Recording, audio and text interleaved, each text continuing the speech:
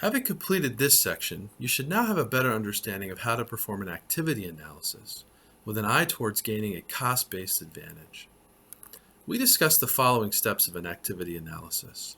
First, calculate total cost per unit.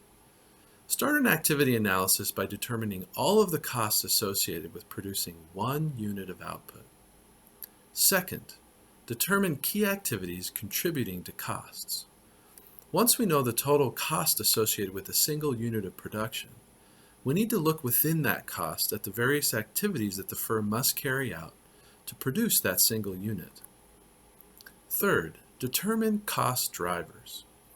Once the key activities and costs associated with those key activities are determined, the strategist needs to determine the set of cost drivers associated with each activity.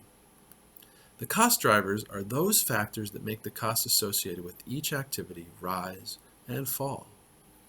Fourth, compare with competitors.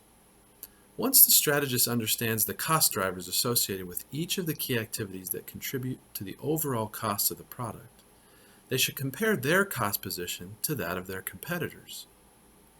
Fifth, focus on activities that generate costs without commensurate increases in willingness to pay.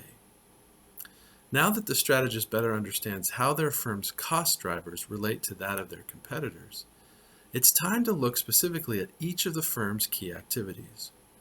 Because this is an activity analysis focused on firms trying to attain a cost-based advantage, the strategist, using their knowledge of cost drivers, needs to determine which of their firm's activities should be altered to reduce the cost structure without impacting their customers' willingness to pay for their product.